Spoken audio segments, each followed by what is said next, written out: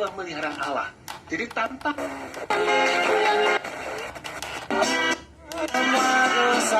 kita bawa pilih penggunaan listrik dan gas.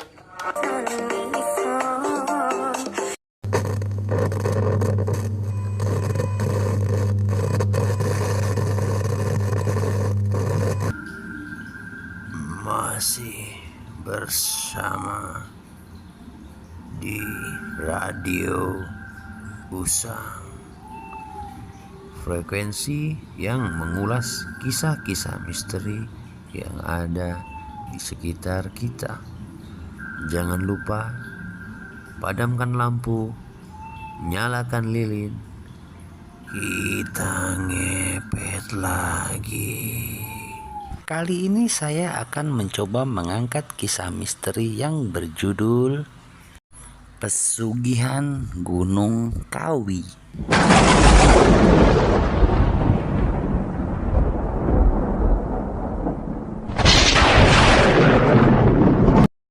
Cerita ini bermula ketika Romi, seorang pengusaha mebel, ditipu oleh seorang rekan bisnisnya.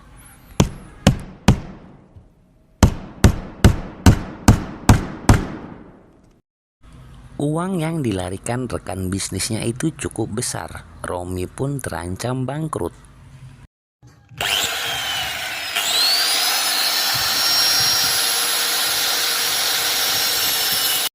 Romi pun menceritakan keluh kesahnya ke karyawan kepercayaannya yang bernama Gito.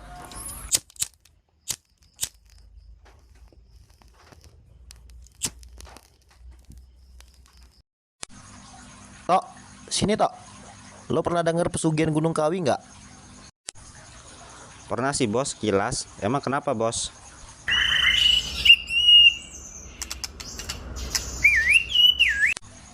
Gua mau coba Tok. Usaha lagi sepi, uang modal malah dibawa kabur kawan bisnis gua. Jangan pak bos, dosa. Ingat yang di atas.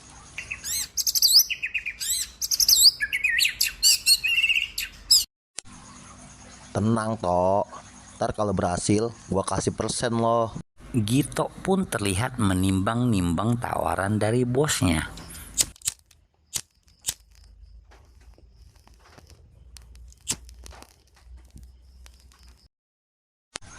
Yaudah, kapan bos mau saya anterin ke sana?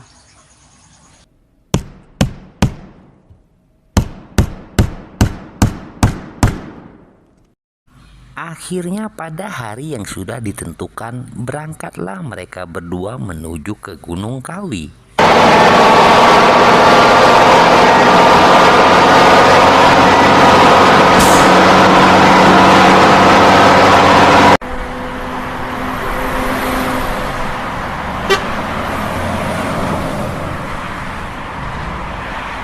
Setelah menempuh perjalanan yang lumayan jauh, sampailah mereka di Gunung Kawi itu.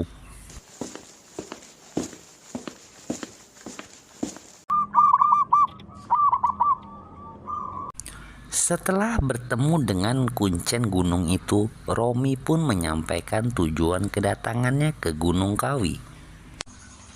Begini Mbah, saya mau ngikut ritual agar bisa kaya Mbah. Kamu sudah pikir matang-matang apa belum? Ritual ini memakai tumbal. Tumbalnya apa Mbah?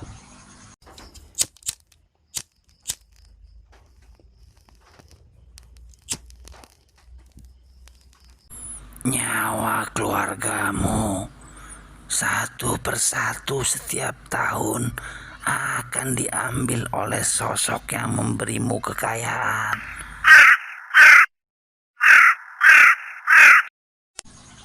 Gak bisa ditawar tambah masalah tumbalnya. Kamu kira saya jualan tomat? Mau kamu tawar-tawar? Kalau kamu gak mau, ya sudah. Masih banyak pasien saya yang menunggu di luar.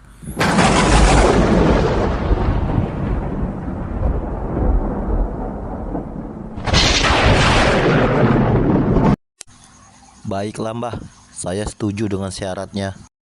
Setelah deal, kuncen itu pun meminta biaya untuk membeli sesajen dan perlengkapan lainnya.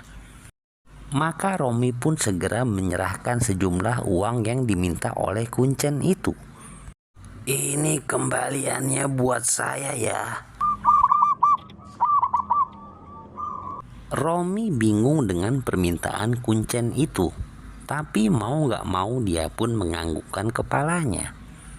Kuncen itu pun menyuruh Romi dan Gito menunggu sambil beristirahat, karena ritualnya juga akan dimulai malam hari.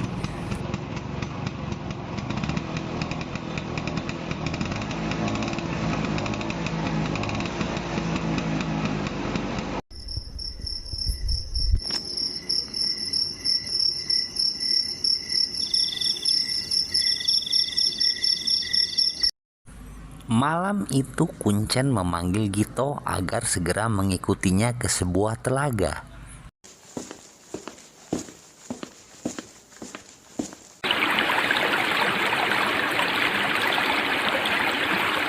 "Sekarang kamu mandi di telaga itu, pakai kembang ini." Siap, Mbah. Maka di malam yang dingin itu, mandilah Romi di telaga itu.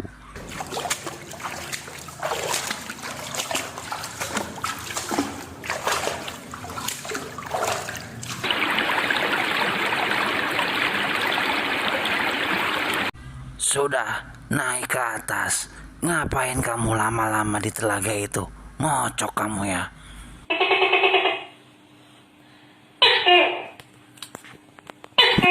Akhirnya Romi pun menyudahi ritual mandi kembangnya. "Sekarang kamu semedi di bawah pohon beringin besar itu. Tunggu sampai penunggu gunung ini keluar dan sampaikan keinginanmu." Siap, Mbah. Maka sang Kuncen pun meninggalkan Romi sendirian di sana untuk memulai semedinya.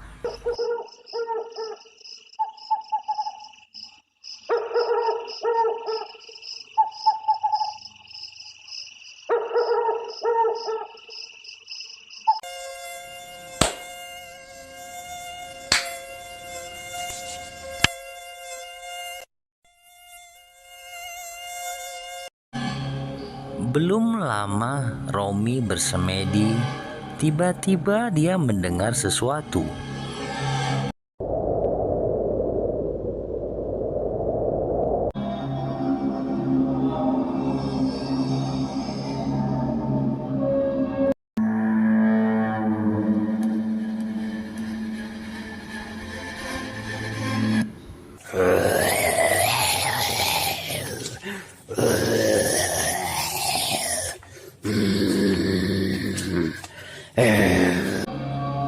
Penunggu Gunung Kawi itu pun mengabulkan permintaan dari Romi.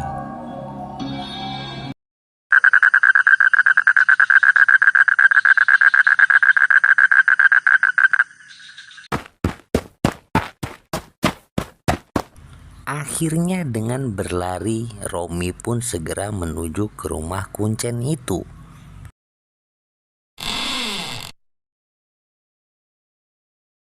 Di dalam rumah itu terlihat Kuncen dan Gito sedang asik tertidur.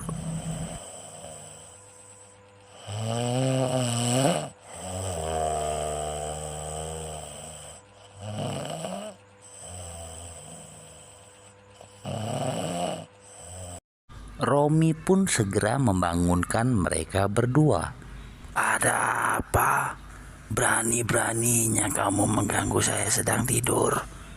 Romi pun segera menceritakan kejadian yang dialaminya di atas gunung tadi saat bertemu dengan sang penunggu Gunung Kawi.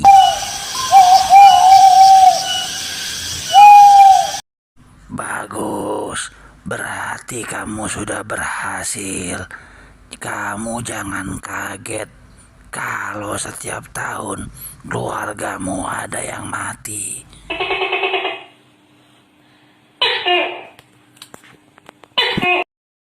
Satu lagi, kalau kamu sudah kaya, jangan lupa main ke sini. Saya mau nyicip juga uang dari kamu." Siap Mbah, kalau saya sudah kaya, saya akan ingat sama Mbah dan selalu ke Gunung Kawi ini. Akhirnya tak lama kemudian Romi dan Gito segera pulang dari rumah kuncen itu.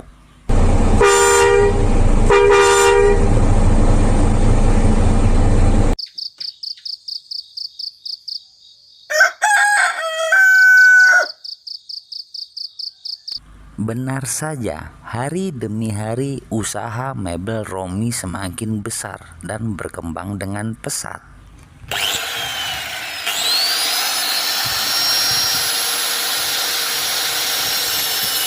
Bahkan dia mampu mengekspor hasil mebelnya sampai ke negara jiran.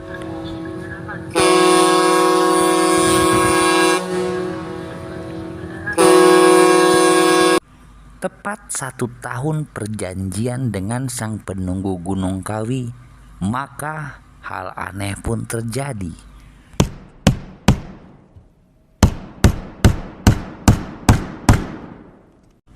Tanpa sengaja pada saat dia sedang memaku sebuah kursi goyang, tangannya terkena palu dan paku itu. Paku itu sedikit berkarat, maka keluarganya pun segera membawanya ke rumah sakit.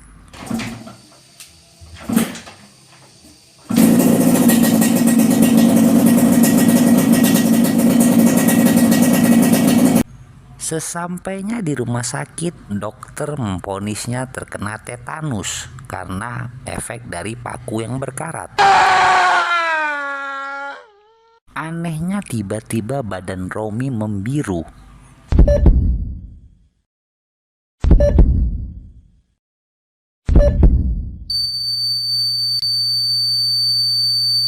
Tak lama kemudian Romi pun dinyatakan tewas oleh tim dokter.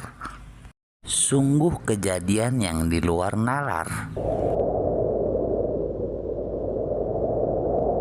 Karena tidak ada satupun di antara mereka yang melihat sosok penunggu Gunung Kawi ada di samping Romi.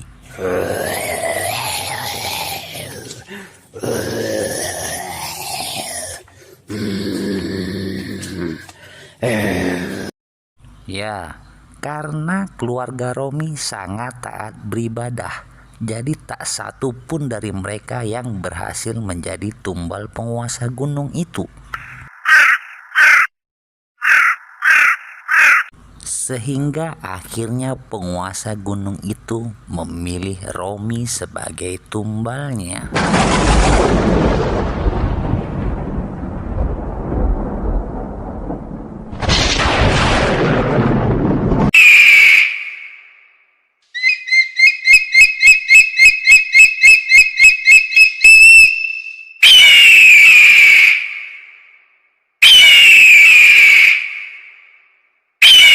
Di atas Gunung Kawi itu terlihat kuncen sedang asik menerima pasien.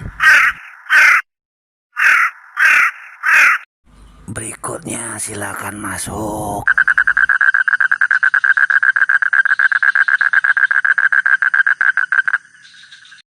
Sekian cerita dari kami. Sampai jumpa di cerita kami selanjutnya. Jangan lupa like, komen, dan subscribe channel ini. Terima kasih.